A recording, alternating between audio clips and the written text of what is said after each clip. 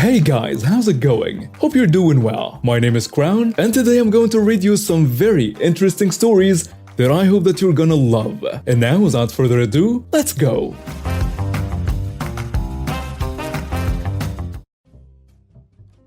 I'm 14 and I look 18. I'm 5'9", long, brown hair, brown eyes, and fair skin. I'm a babysitter but don't work in retail. I'm a very polite person, and I'm in the US and a legal working age is 16. This story. I was in Walmart looking for gifts for my cousin because it was their birthday. I was wearing a blue shirt and jeans. I was browsing the toy section when I heard a woman clear her throat.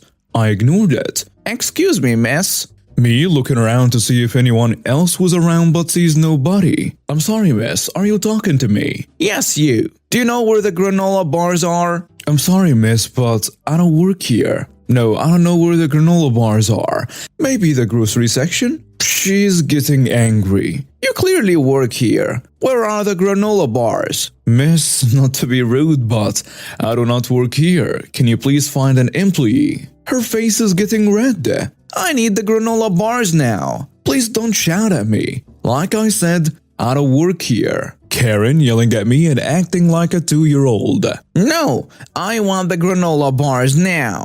I compose myself and raise my voice but not yelling. "Miss, I don't work here. Please stop yelling. Calm down and I can find you an employee." The chill husband and the kid are embarrassed and standing there, pretending not to know this woman. "No, give me your manager now. I want your manager now. I will get you fired." Me tempted to say something but keeps my mouth shut and says very politely, "Miss, please leave me alone. I don't work here. I'm not telling you again."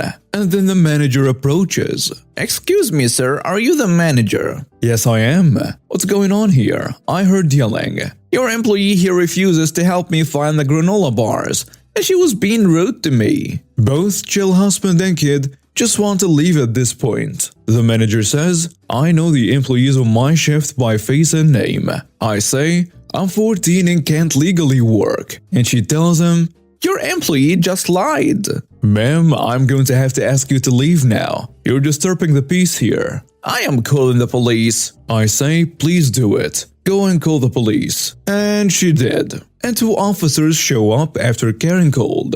One of them says, "We got a call about some harassment and assault. What happened?" I cross my arms, look with a sassy look, and roll my eyes. Alright, let's question everyone.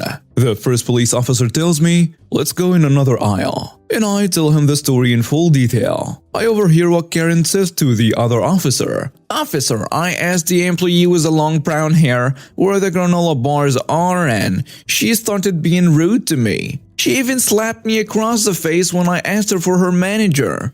Yeah, right. Everyone else backs me up. The first police officer asks the manager, "Can we see the security footage?" And the manager takes him back while we stay out. They come back a while later, and the police officer says to Karen, "You're under arrest for lying to a police officer and the misuse of 911. I keep a poker face the entire time. Both officers put Karen in handcuffs and take her away. Then one of them says, "If I'm honest, this isn't the first report we had about her." Anyways, I thank him and go on about my way. The epilogue. Karen got fined and facing some possible jail time. She's now life banned from that specific location. Her family isn't though. The next Walmart is about 2-ish hours away in the next city and the traffic is heavy. Always a traffic jam. In 7th grade, I had a run-in with a cheater in my math class, pre-algebra. We were allowed to work in groups of up to 4 people on the math homework. Myself and 2 others were the top students, and so we always worked on the homework and finished really quickly. Once done, we had free time to do whatever we wanted. Normally, we played card games for 5 to 10 minutes. All was fine until one day about halfway through the year, one of the class clowns with poor grades strolled up and took a seat at our pot of 4 chairs. We did not expect much, but he did ask for help. Be nice, we did help. and over the course of the next few months, his grades started to improve. On test days, instead of desks arranged in four-person pods, they were all split up individually and facing the same way. There were no seating assignments, and wouldn't you know, the cheater sat himself right in between me and my friends.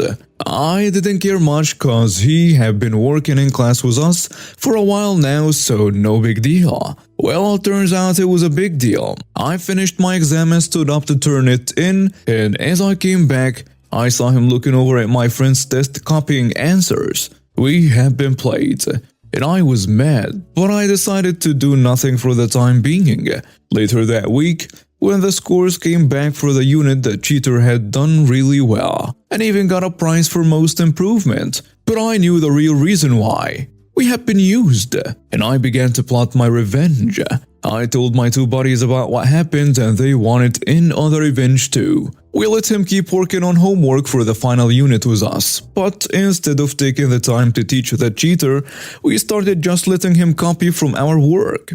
See, we were much faster and had been slowing down to help him. This had significantly decreased the amount of free time at the end of the period to chill or play cards. The math teacher was super cool, so by letting him just copy our answers, we got all that free time back. And it ensured that he wasn't really learning the material. It all came to head on the final test day. I got to class early that day to make sure to sit with an open seat to my right, and my good friend sat to my left. When the cheater got to class, he went straight to the seat next to me and looked very relieved he got the seat. I was too, cause for my plan to work, he needed to be able to cheat off of me and only me. Being the end of year exams, it was comprehensive and about 2 times the size of the normal test, so we had to work quickly. It only took a few questions and I started to notice that he was copying off my test. To test my theory, I skipped a question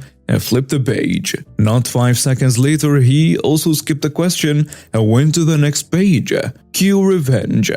I started recording the correct answers on my worksheet out of sight of the cheater and deliberately filling in the exam bubbles with the wrong answers. He copied all the wrong ones. I was smart and skipped a few here or there to make it not be too easy for the cheater and give me a reason to not finish at the same time. Once we got all the way through to the end of the exam, the cheater felt like he was good enough, filled in the skipped questions with random answers, stood up to turn in his exam, and then left the classroom with a smug look on his face. I was giddy as well, and I proceeded to erase all of the bad answers and fill in all the correct ones. I ended up being the last person to turn in my test because of this, which was perfect. As I turned in my exam, the teacher asked why it had taken so long for me, and I was usually one of the first. And I explained the whole thing. I told the teacher I expected the cheater to get no more than 10 questions correct, especially not any after question 11. The teacher was very disturbed by this news and told me to follow him to the teacher's lounge where the auto-grading sanction machine was. He brought the exam key, my test, and the cheater's test. He ran mine through and I scored a 97. And then he ran through the cheater's test and he got 7. The teacher was shocked, thanked me for telling him and told me good job on my exam. He also said he was going to go have a chat with the principal and to expect a call down sometime later to re-explain everything. The fallout. The principal decided the cheater had to retake all of his end-of-year exams. Turns out the cheater did similar things in other classes and failed multiple exams. He didn't pass 7th grade. He had to do summer school, and when I talked to the math teacher the next year, it sounded like it didn't go well. The math teacher explained that we wouldn't be seeing the cheater at the school, but left the reason why very vague. One of my friends commented that the cheater's home was for sale. I never saw or heard of him again. I was having a terrible day. It was a hot summer afternoon and I had spent the entire morning running errands, trying to beat the heat. I was exhausted, hungry, and covered in sweat by the time I stepped into the crowded elevator of the public building, trying to squeeze my way towards the back. And that's when I saw her, Karen. She was an entitled woman in her mid-40s, with a sour expression on her face and "I'm a better than you" attitude that radiated from her. She was dressed in a suit and high heels, her blonde hair styled in a perfect bob. She looked out of place among the sea of casual business attire and sweat-drenched shirts. As soon as I stepped into the elevator, Karen looked me up and down and huffed, "You need to get off. We're already over the weight limit." I couldn't believe what I was hearing. There were at least 10 other people in the elevator, all of us packed like sardines. And Karen was blaming me for the elevator not moving. And yeah, you should probably know that I wasn't actually the last one to ride in. "Excuse me?" I said, trying to keep my cool. "I think you must be mistaken. There is no way we're over the weight limit." But Karen wasn't about to back down. She pointed a perfectly manicured finger at me and said, "You get off." I could feel the tension rising in the elevator as the other people shifted uncomfortably. I wasn't going to let Karen bully me like this. I stood my ground and said, "I am not going anywhere. You need to learn some manners and respect other people's boundaries." Karen rolled her eyes and let out an exaggerated sigh. "Oh please, you're just jealous because you'll never be able to afford clothes like mine." I couldn't believe the audacity of this woman. I was about to give her a piece of my mind when an older man stepped forward. He has kind eyes and a gentle smile, and he spoke in a soothing voice. Now, let's not argue in such a cramped space," he said. "We're all just trying to get where we need to go. Why don't we just move past this and continue on our way?" I appreciated the man's attempt to defuse the situation, but I wasn't about to let Karen off the hook that easily. I turned to her and said, "I'm not going anywhere. I don't care about your clothes. You need to learn some respect for other people." Karen let out a disgusted snort and said, "Respect? From a nobody like you? I don't think so." I could feel my blood boiling, but I tried to stay calm. I was about to tell Karen exactly what I thought of her entitled behavior when someone from behind me stepped forward again. It was a man in his late 20s, standing at the back of the elevator. Without a word, he raised his leg and delivered a powerful kick to Karen's backside, sending her flying out of the elevator. The doors closed behind her as the rest of us erupted in cheers and laughter. I couldn't believe what had just happened. I turned to the man who had saved the day and thanked him. "No problem," he said with a grin. I couldn't stand to see that woman treating people like that. I didn't know what happened to Karen after that, but I'll always remember the time I stood up to an entitled bully and was rescued by a hero in a crowded elevator. As the elevator descended to my floor, the other people in the car congratulated me on standing up for myself. The older man patted me on the back and said, "Well done, young lady. You shouldn't let people like Karen walk all over you. You have a right to be treated with respect." I couldn't stop grinning as I stepped out the elevator and made my way to my meeting. I felt like I had just won a small victory against entitlement and disrespect. It was a feeling I would carry with me for the rest of the day, and one that I hoped would stay with me for a long time to come. The meeting went in a blur. I was still shaken with adrenaline and couldn't focus on the presentation. All I could think about was Karen and the man who had stood up for me. After the meeting, I made my way back to the elevator hoping to catch a glimpse of my hero, but he was nowhere to be found.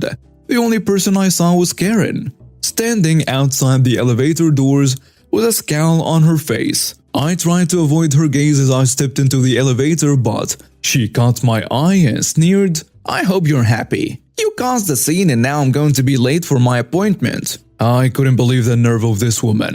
She was still trying to blame me for her own bad behavior. I was about to give her a piece of my mind when the elevator doors closed, cutting off any chance of a confrontation. As the elevator ascended to the top floor, I couldn't help but wonder if I would ever see the man who had stood up for me again. I hoped that I would, if only to thank him properly. But even if I never saw him again, I knew that I had made a small difference in the world that day, and I had stood up for myself and for what was right. And that was something to be proud of.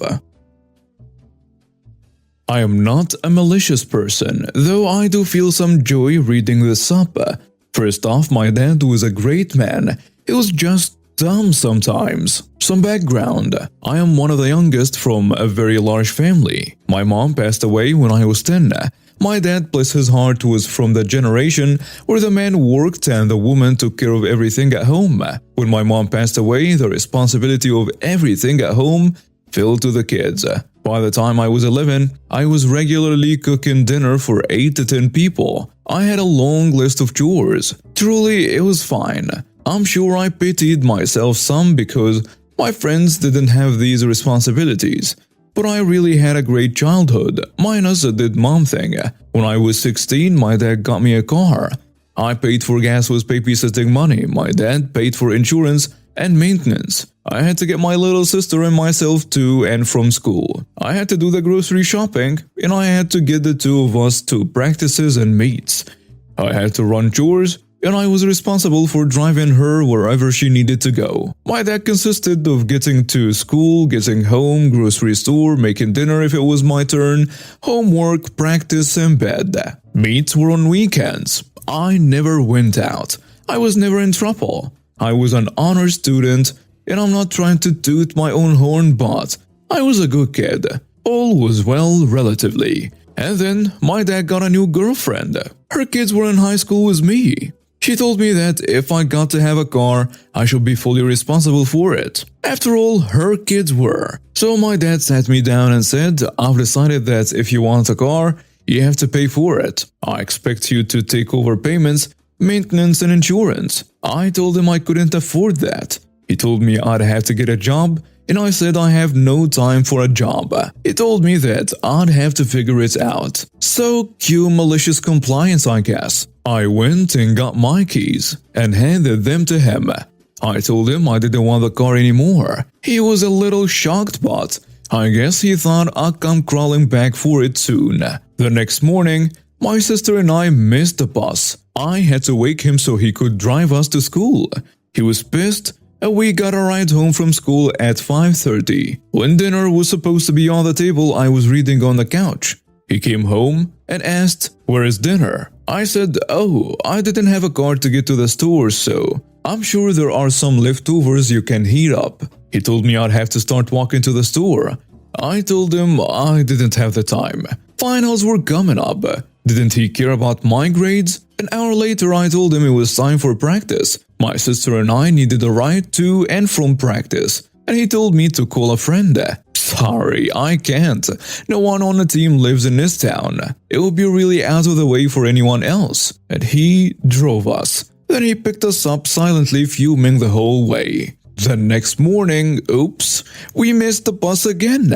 I had to wake him up again.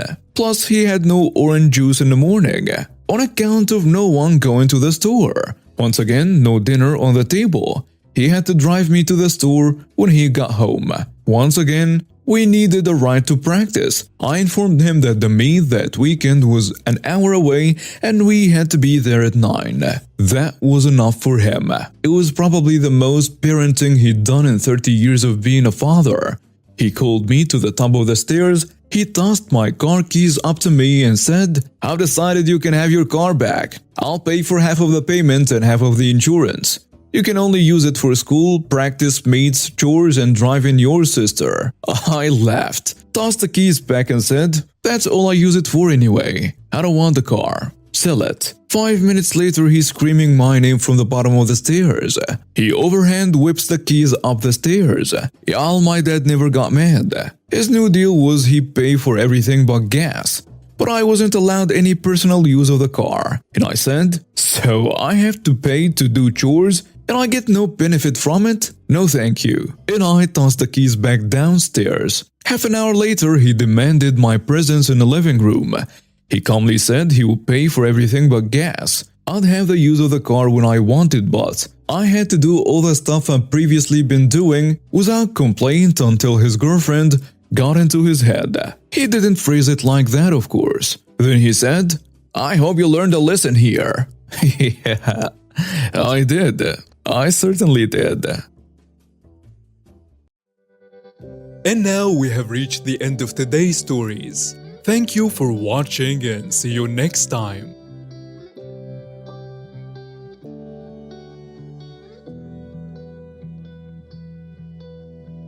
Hola, suscríbete a Historias Vitales para no perderte nuevas historias.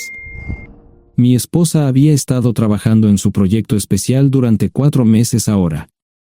No era su proyecto personal, pero ella era la persona principal y responsable de su éxito. El proyecto estaba diseñado para salvar a su empresa, Bixler Enterprises. Los últimos 4 meses habían sido difíciles porque se vio obligada a trabajar duro. Era importante tanto para ella como para la empresa. Había una buena posibilidad de que Bixler Enterprises quebrara si el proyecto no se completaba.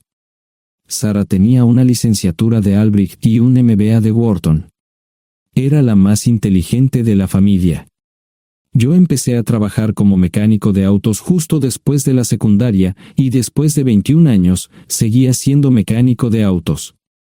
No me importaba porque me gustaba el trabajo y pagaba bien. Era suficiente para pagar la universidad de Sara y criar a 2 hijos. No vivíamos lujosamente, pero estábamos bien. Los niños ya se habían mudado, y las cosas iban bastante bien con nuestros ingresos. Sara quedó embarazada 3 meses después de casarnos a la edad de 18 años. Durante los primeros años de nuestro matrimonio, vivimos con mis padres. Ellos tenían una gran casa vacía ya que 4 de mis hermanos se habían mudado. Eso significaba que teníamos una niñera mientras Sara completaba sus primeros años de universidad. Debido a 2 embarazos, la carrera de 4 años le llevó 6 años completarla. Fue difícil, pero lo logró. Siempre tuve trabajo y nunca me faltó trabajo extra si lo necesitaba. Después de que Sara se graduó de Wharton, alquilamos nuestro propio lugar. Tuvo ofertas de trabajo de varias empresas grandes, pero todas requerían que nos mudáramos. A mí no me importaba, pero Sara quería quedarse cerca de casa. Por eso decidió trabajar en Bixler Enterprises. Pagaba bien, pero lo más importante, le daba responsabilidad y la oportunidad de avanzar. Sara era una empleada trabajadora y dedicada. La presentación es el jueves en el Hotel Thyssen en Filadelfia. Tomé unos días libres en el trabajo para ayudarla según fuera necesario. Al final, todo lo que logré fue hacerle algo de comer cuando llegaba a casa. No sabía nada sobre su trabajo, ni tampoco quería saber. Los negocios corporativos de alto nivel me aburrían. Empresarios de Europa, Asia y América del Sur venían aquí, la empresa pagaba sus boletos de avión y proporcionaba habitaciones en el Hotel Thyssen mientras estaban aquí. Era caro como el infierno, y por algunas cosas que Sara había dicho, la empresa estaba sobreestimando sus finanzas. Su presentación era importante para ella, para la empresa y para más de 200 empleados. Hasta el martes por la noche, todo iba bien. Sara llegó a casa con un traje nuevo, un traje gris con una blusa blanca. Desplegó todo lo que necesitaba en la cama de la habitación de invitados. Cuando se trataba de la limpieza de la casa, ella era normal, pero cuando se trataba del trabajo, era meticulosa. No entendía por qué necesitaba sacar su ropa interior de lujo, pero no dije nada. Además de su traje para la presentación, tenía varios vestidos de cóctel lindos para eventos sociales antes y después del evento. Siempre había evitado tales eventos, pero me sentía obligado a ir con ella si ella quería que lo hiciera. Me agradeció la oferta, pero dijo que no era necesario. Todos los materiales y equipos que necesitaba estaban guardados ordenadamente en el maletero de su Volvo. Antes de salir del trabajo, ella misma conducía el coche para asegurarse de que todo estuviera en perfectas condiciones. Tenía todo el día miércoles para prepararse y toda la noche del miércoles para socializar con sus invitados. Sara era tan buena en lo que hacía que sentía que habría sido mejor si simplemente me hubiera mantenido alejado de ella. Finalmente, había terminado. Lo había revisado y vuelto a revisar todo. Todo lo que necesitaba ahora era una ducha caliente y una buena noche de sueño. Supongo que mi error fue que empecé a revisar sus cosas después de que Sara comenzara a ducharse. Pensé que estaba ayudando, pero resultó ser lo contrario. Estaba moviendo cosas en la cama cuando un pequeño sobre blanco cayó del bolsillo lateral de su bolso de maquillaje. Una carta de una farmacia, pero no del tipo que solemos usar. Dentro había 10 pastillas. No tenía idea de qué era, Pren, y las instrucciones eran confusas. Si es necesario, tomar una pastilla y luego una segunda pastilla 12 horas después. Pensé que podría ser algo que ella había conseguido para la ansiedad o los nervios, pero las instrucciones no tenían sentido. La receta estaba escrita a su nombre el lunes. Volví a poner el sobre en su lugar mientras ella terminaba de ducharse. Decidí que quería saber más sobre Pren antes de contarle sobre ello. Por supuesto, si lo mencionaba, significaría que estaba revisando sus cosas. Odio los dilemas. Mientras Sara se preparaba para dormir, fui a nuestro ordenador doméstico y busqué. 10 minutos después, me uní a mi esposa bajo las sábanas. Pasé toda la noche despierto, preguntándome por qué mi esposa había recogido una receta para la píldora del día después, especialmente después de que me hicieran una vasectomía hace 10 años. A la mañana siguiente, me levanté temprano, pero no estaba descansado. Di un largo paseo, esperando que despejara mi mente. Me dirigí hacia casa con reticencia, temiendo lo que podría hacer o decir cuando llegara allí. Mi hijo Joe se unió a la Marina después de la escuela secundaria y estaba en su primer año en San Diego. Nuestra hija Gloria se casó con su amor de la infancia el año pasado y acababa de mudarse a Dallas. Eso dejaba solo a Sara y a mí.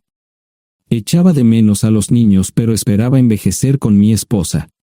Ella era la única mujer que me había interesado, y ahora todo estaba. Si Sara estaba teniendo una aventura, lo ocultaba bien. Por supuesto, nunca la vigilé. Nunca miré sus correos electrónicos o llamadas telefónicas. No tenía razones para hacerlo.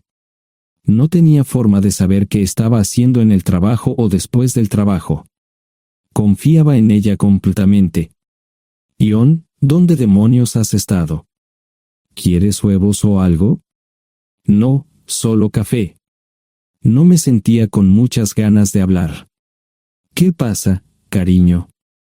Solo son 3 días.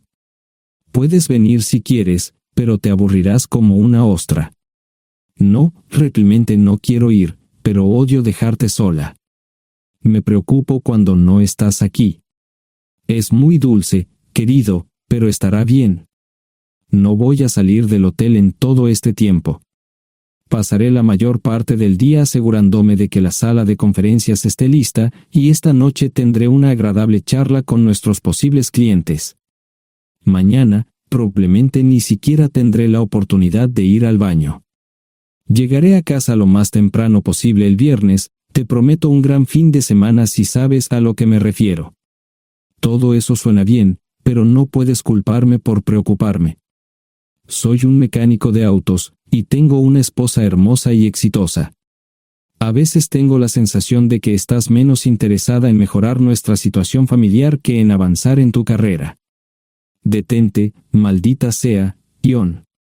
Siempre he respetado lo que haces para ganarte la vida y nunca he insinuado lo contrario. Criaste a 2 grandes niños y me pusiste a través de la universidad. Eres un gran esposo, un gran padre y un buen proveedor, y nunca olvides eso. Terminé mi café mientras ella recogía la mesa. ¿Quieres que te llame? No, no es una buena idea. Tendré el móvil apagado, y voy a apagar el teléfono de la habitación por la noche para poder dormir. Te llamaré siempre que pueda. La ayudé a cargar el coche, era tan meticulosa con eso como con todo lo demás. Trabajando, le llevaría 3 horas llegar al Hotel Dicen. Me quedé en el porche y la vi marcharse. No me molesté en preguntarle por las pastillas. Pasé el resto de la mañana en el porche. No recuerdo haberme preocupado tanto como ahora. Me sentía pequeño e insignificante. Me sentía fuera de mi liga. Era un tipo de pueblo con un trabajo mediocre y una esposa exitosa. Era una combinación equivocada. Debería haberlo notado antes. Me sentía estúpido. El mejor traje que tenía era una chaqueta azul y un par de pantalones. Al menos tenía algunas corbatas, aunque tenían 10 años de antigüedad. Acababa de terminar de vestirme cuando sonó el teléfono fijo. Oye, Cariño, solo quería avisarte de que llegué bien. ¿Tuviste un buen viaje? Supongo que el tráfico no estaba demasiado denso. Estuvo bien. Te llamaré esta noche. Ahora tengo que irme. Estoy en la habitación 714, Sara. Puedo estar en casa de mis padres o en la de mis hermanos esta noche si quieres llamarme a mi móvil. De acuerdo. Suena el teléfono móvil. Te quiero, tengo que irme. Me tomé mi tiempo para llegar a Filadelfia. No fui directo al Lisen, primero me detuve y compré un filete con queso. Prometí hacer una larga noche. No estaba seguro de qué iba a hacer. Estacioné en el garaje del hotel y simplemente esperé. Tarde o temprano, tenía que entrar en el hotel. Simplemente no podía decidir cuándo hacerlo. El sonido de mi teléfono celular me ayudó a tomar mi decisión. Ion, solo quería avisarte de que todo se ha arreglado. Ahora voy a bajar para encontrarme con algunas personas y cenar. No olvidaste nada, ¿verdad? No, todo está bien. Tengo todo en mi habitación para mañana. ¿Necesitas algo? No, Ion, relájate. Voy a apagar mi teléfono. Te llamaré mañana por la mañana. ¿De acuerdo? Ríe, diviértete. No es divertido, Ion, es trabajo. No parecía estar demasiado fuera de lugar. El vestíbulo, el restaurante y las salas de conferencias estaban llenos de gente, así que pude pasar desapercibido. Había un folleto pequeño y bonito que mostraba el diseño de todas las habitaciones del hotel. Me paseé por las diferentes habitaciones y me detuve en las paredes, mirando alrededor entre la multitud. No tenía ni idea de qué haría si Sara me veía. Lo averiguaría si y cuando eso sucediera. Encontré un tablero de eventos que enumeraba todas las habitaciones que estaban siendo utilizadas por los diversos grupos. Bixler Enterprises no tenía habitaciones disponibles para el miércoles por la noche. Esto me pareció interesante. Sara había dicho que no iba a salir del hotel, pero ahora no estaba tan seguro de eso.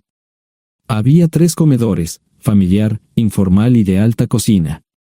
A Sara no le gustaba mucho cenar con niños, así que fui primero al comedor informal. Solo me llevó 5 minutos asegurarme de que no estaba allí. Tuve mejor suerte en el salón gourmet, era una acogedora mesita encajada en la esquina, el tipo de mesa que la gente reserva para tener un encuentro privado. Sara llevaba un vestido de cóctel negro con un escote pronunciado y perlas, se veía elegante y su acompañante parecía apreciarlo. Conocía a algunas personas con las que trabajaba Sara, y él no era una de ellas. Me resultaba familiar, pero no había forma de que pudiera recordarlo. Había muchas sillas libres, así que no tuve problemas para cruzar la sala. Había velas y pequeños candelabros de cristal en las mesas. Apagué la mía y le dije al camarero que me molestaba por el glaucoma. Pedí el plato de pollo de siempre y me acomodé. El camarero me sirvió el café por tercera vez. Disculpe, el tipo en la mesa de enfrente me parece muy familiar. ¿Sabes quién es? Sí, ese es Malcolm Eugene Foote. Es miembro del Consejo Municipal, se espera que se postule para el Congreso en los próximos años. ¿Es esa su esposa con él? Es muy bonita. No, esta es la primera vez que la veo. Siempre usa esa mesa para señoras especiales, si me entiende. Simplemente le sonreí y pedí la cuenta. Nunca había visto a Sara tan sensual con un hombre antes. Parecía captar cada palabra que decía, como si fuera Dios o algo así.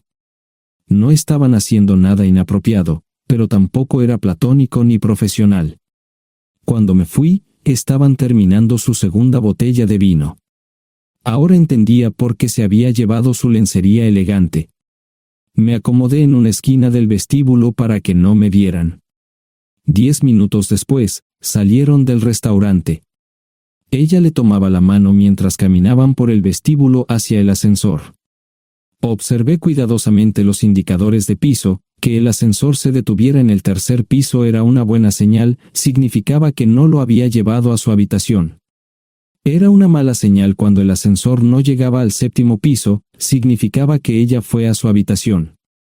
Por si acaso me equivocaba en algo, me senté en el vestíbulo y observé el ascensor durante 1 hora. La gente entraba y salía, pero Sara no estaba entre ellos. Saqué mi maleta vacía del coche y me dirigí al mostrador de recepción. Aunque podía demostrar que era su esposo, me costó trabajo conseguir una tarjeta llave. Se dieron después de llamar a la habitación, pero nadie respondió. Finalmente, estaba en camino a la habitación 714 con la tarjeta llave. Ni siquiera encendí las luces al principio, simplemente me senté en la oscuridad de la habitación durante más de 1 hora. No fue difícil asegurarme de que no regresara a la habitación. Primero, empacé todas sus ropas y pertenencias personales. No dejé nada atrás. Revisé el paquete de Preven, todavía quedaban 10 pastillas en el tocador. De manera muy ordenada, estaban todos los artículos que necesitaría para su presentación al día siguiente. Comencé a llenar la maleta. Había 24 carpetas promocionales especialmente encuadernadas y otras 20 carpetas regulares, todas ellas fueron a la maleta. Un proyector digital fue lo siguiente, seguido de una computadora portátil. Tomé su bolso y su celular, que había dejado en la habitación. Todo lo que tenía consigo era un bolso de mano y probablemente un tubo de lápiz labial. Di una vuelta por la habitación tan cuidadosamente como lo hizo ella para asegurarme de no perder nada. Una vez satisfecho, dejé las llaves del coche y mi anillo de bodas en el tocador. Aparte de esos 2 objetos, la habitación estaba completamente vacía. El ascensor se dirigió directamente al estacionamiento, no tuve problemas para llevar 2 maletas, y 20 minutos después, estaba en la autopista rumbo al norte. Pasaban las 3 de la madrugada, no tenía idea de que había pasado tanto tiempo.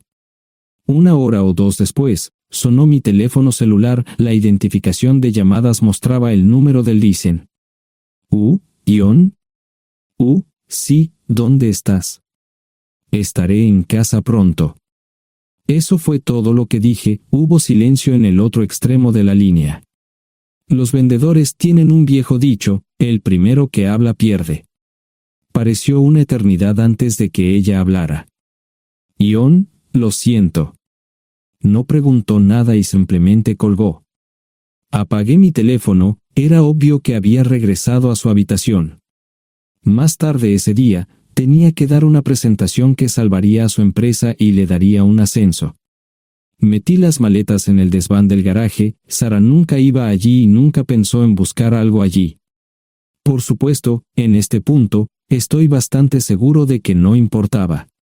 Primero, recogí todas mis ropas y pertenencias personales. La mayoría de los hombres tienen sus propias herramientas, generalmente es un requisito para el trabajo. Pasé por la tienda, cargué las mías en el Subaru y recogí mi último cheque de pago. Para entonces, los bancos ya estaban abiertos, no tuve que hacer ninguna manipulación financiera complicada. Simplemente retiré todo el dinero de mis cuentas. Almorcé en Hagerstown, Maryland. Tenía suficiente dinero para vivir durante unos años, pero sabía que estaría buscando trabajo muy pronto. Sara y yo éramos parecidos en eso de que a ambos nos encantaba trabajar. La voy a extrañar. Pasé un par de horas en las cuevas del Uray y alquilé una habitación cerca de Whitewell. No tenía idea de qué iba a hacer. Era sábado, y me encontré sentado en el acuario de Chattanooga, observando la naturaleza que nunca había visto antes. Pasé unas horas simplemente relajándome y decidí que era un buen lugar para estar. Compré un pase anual para el acuario y, para la hora de la cena, tenía un lugar donde quedarme. Era un remolque móvil en el parque, pero estaba amueblado y era económico. No necesitaba mucho. La primera cosa que haría el lunes por la mañana sería conseguir un trabajo. Un buen hombre de mantenimiento siempre puede conseguir un trabajo, especialmente si está dispuesto a trabajar duro. Podría permanecer discreto hasta que fuera el momento de renovar mi licencia de conducir o las etiquetas del coche. Me preocuparé por eso cuando llegue el momento.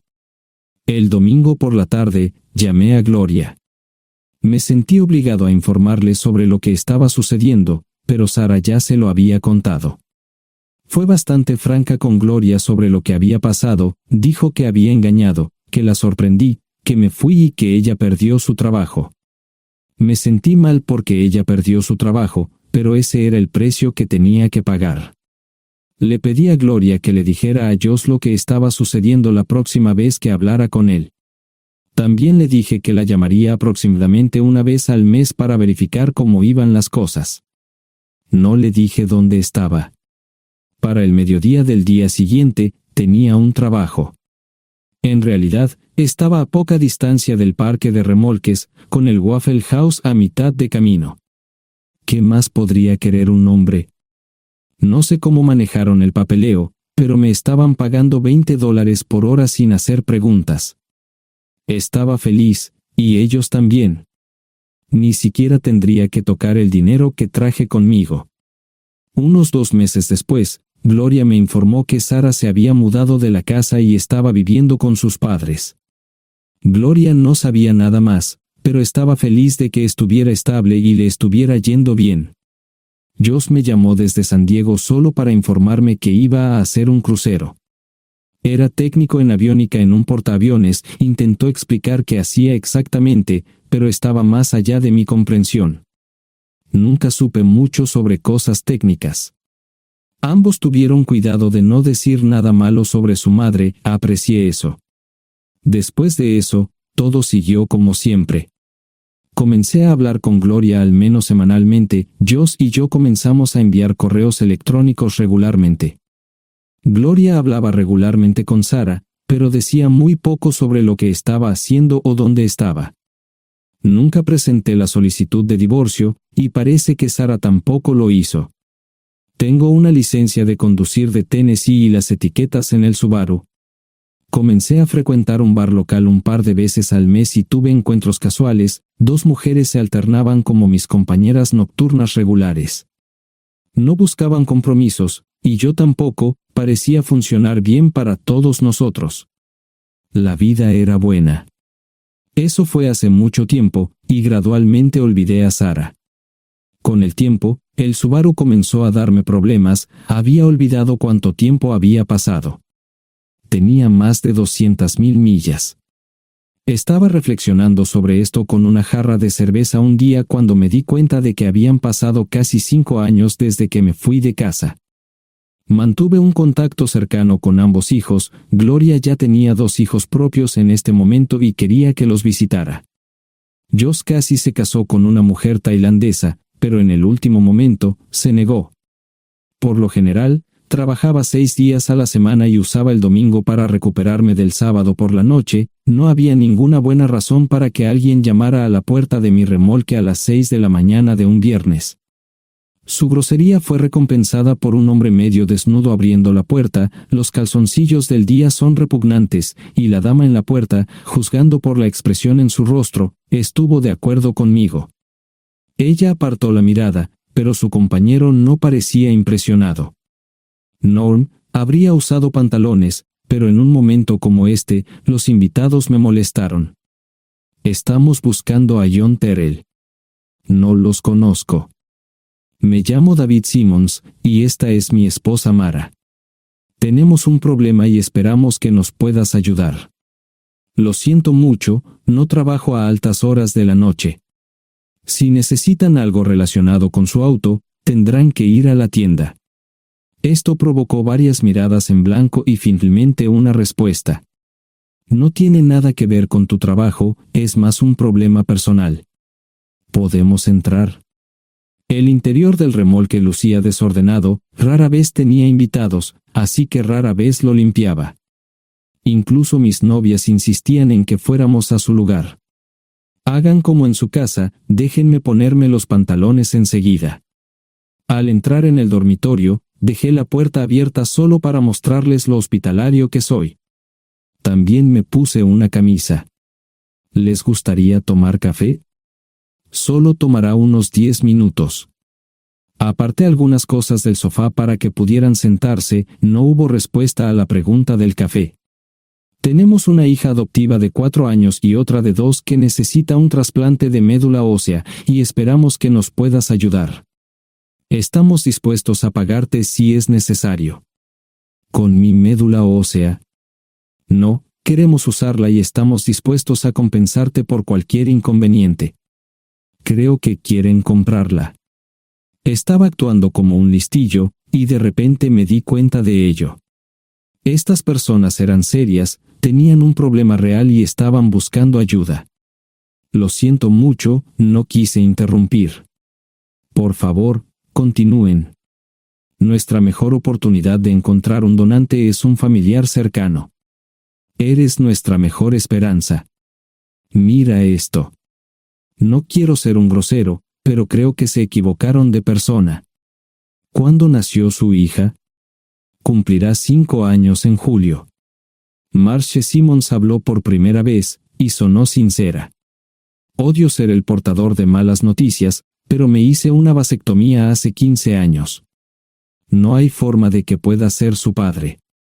¿Por qué tu nombre estaba en el certificado de nacimiento? No puedo responder eso, tal vez deberían preguntarle a su madre. Esa afirmación fue recibida con silencio. Sentí pena por estas personas, pero no sabía cómo ayudarles. ¿Cuál es el nombre de la madre? Sarah Lise Terrell. No encontraba las palabras. Tal vez no debería haber tomado esas malditas pastillas de ella, por supuesto, entonces esas personas no tendrían una hija en absoluto. Todo lo que pensaba que había superado el dolor, y aquí está de nuevo, viejos recuerdos de mi esposa teniendo relaciones sexuales con ese maldito político de Filadelfia. Estaba empezando a olvidarlo todo, y ahora estaba de vuelta. Maldita sea. Ahora entiendo y pido disculpas por mi grosería e insensibilidad. Haré todo lo que esté en mi poder para ayudarles. En primer lugar, porque no puede Sara hacerse un trasplante de médula ósea. Médicamente, no puede. ¿Por qué no? Es madre, tiene que ser una donante adecuada. Oh, ella es una donante adecuada, pero está demasiado enferma. Los médicos se negaron siquiera a considerar utilizarla. ¿Enferma de qué? Está muriendo de insuficiencia hepática. Le quedan menos de 6 meses de vida. Esto no tiene sentido. Siempre ha estado perfectamente sana. Además, no creo que un hígado enfermo le impida donar médula ósea. El hospital no aceptará su firma en el formulario de consentimiento. ¿Estás diciendo que hay algo mal en su cabeza? Ambos me miraron en silencio, sabían la respuesta, pero no querían decirlo. En ese momento, no quería que se sintieran aún más incómodos. Hace 10 minutos, no me importaban, pero ahora sentía que tenía que protegerlos y ayudarlos. ¿Cómo sucedió esto? ¿Podría alguno de mis hijos ayudar? Quizás, pero pensamos que eras nuestra mejor esperanza. ¿Por qué no van tras su padre, su verdadero padre? Pensamos que eras tú. No tenemos ni idea de quién más podría ser. Sara no nos dijo nada sobre otro posible padre.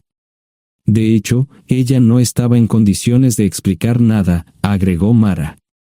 Obtuvimos la mayoría de nuestra información de la agencia de adopción.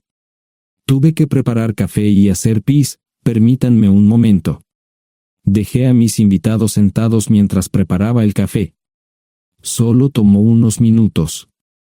Mientras se preparaba, fui al baño, algo que necesitaba hacer urgentemente. Traté de ser discreto, ya había avergonzado lo suficiente a Mara. ¿Dónde viven? En Westchester, Pensilvania.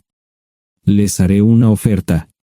Si les digo quién es el verdadero padre de su hija, deben prometerme que lo perseguirán sin descanso hasta obtener lo que desean. ¿De qué estás hablando? El padre de su hija es un político prominente en Pensilvania. Por supuesto, negará todo y probablemente les proporcionará documentos legales para detener sus esfuerzos. Si acuerdan presionar lo suficiente para que él admita que la niña es suya, podrán avergonzarlo y obligarlo a hacerse un trasplante de médula ósea. Eso es lo que quieren, ¿verdad? Sí, claro, pero ¿Cómo hacemos eso? No lo sé. Soy mecánico. Trabajo con metal para ganarme la vida. Creo que la mejor manera sería utilizar la televisión, la radio y los periódicos. Los políticos harán cualquier cosa para evitar una mala publicidad. ¿Tienen amigos que puedan ayudar? Bueno, ahora ambos estaban sonriendo. Debo haber dicho algo que les dio esperanza. Creo que podemos hacer esto. ¿Quién demonios es él? Malcolm Eugene Foote. Se postula para el Senado de los Estados Unidos. Apuesto a que hará cualquier cosa para evitar una mala publicidad. El café estaba listo, pero David y Marshall no podían esperar para llegar a casa. Antes de irse, les dije cómo ponerse en contacto con Gloria y Josh en caso de que los necesitaran. Estaba seguro de que ayudarían.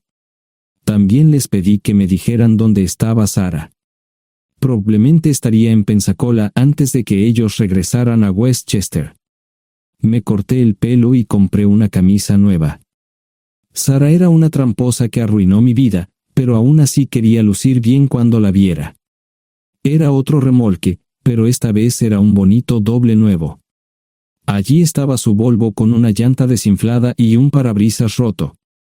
La mujer que abrió la puerta no era Sarah, parecía que la habían empapado fuerte y la habían dejado empapada. Tenía al menos 45, tal vez 50, y debió haber tenido una vida difícil. La falta de maquillaje no ayudaba y simplemente se veía horrible. No tuve la oportunidad de abrir la boca. Caray, si no es John Terrell. Nunca esperé verte aquí. Tuve que usar la vieja línea, me estás poniendo en desventaja. Sherry Hart. Pasa, entra. ¿Quieres una cerveza? No, pero gracias. Estoy aquí para ver a Sarah. Sherry cruzó la habitación y se detuvo en el buffet del comedor. Aquí está, John. Mírala todo lo que quieras. Su mano señalaba una urna de latón que estaba en el centro del buffet vacío. Supongo que llegué demasiado tarde. No me moví, solo me quedé mirando el contenedor frente a mí. ¿Puedo tomar una cerveza ahora? Sarah se mudó a Pensacola después de dar a su bebé en adopción. Compró el remolque con el dinero que recibió de Bixler Enterprises después de que la despidieron. Tenía una participación en las ganancias, 401k, y vacaciones y días de enfermedad. Eventualmente, consiguió un trabajo en una fábrica local de prendas de vestir donde trabajaba en el departamento de envíos. Allí fue donde conoció a Sherry. Sherry alquilaba una habitación de Sarah. Cada centavo que Sarah ganaba iba para el alcohol. Empezó con vino y gradualmente pasó a bebidas más fuertes, las más baratas. Eventualmente, perdió su trabajo debido a su alcoholismo y se vio obligada a usar sus ahorros. Nunca salió con nadie ni salió a ningún lado. Sherry se quedó con ella, pagó sus servicios públicos y compró alimentos que Sarah no comía. Le llevó más de 3 años quitarse la vida. Increíblemente, ella tenía un testamento y me dejó un doble remolque y un Volvo. Sherry explicó que Sarah estaba tan angustiada por lo que había hecho que simplemente se rindió. No intentó evitar el embarazo ni siquiera terminarlo. La adopción se había arreglado meses antes de que naciera el bebé. Nunca volvió a trabajar, excepto en los trabajos clandestinos que hacía mal. Sherry dijo que Sarah no parecía tener ambición ni propósito en la vida. Sarah hablaba mucho de mí pero tenía miedo de intentar contactarme. Gloria le dio mi número, pero nunca me llamó. Era como si su aventura de una noche la hubiera lastimado más a ella que a mí. Estuve allí durante 2 semanas y luego vendí el remolque de Sherry por $1 y obtuve $3,000 por el Volvo.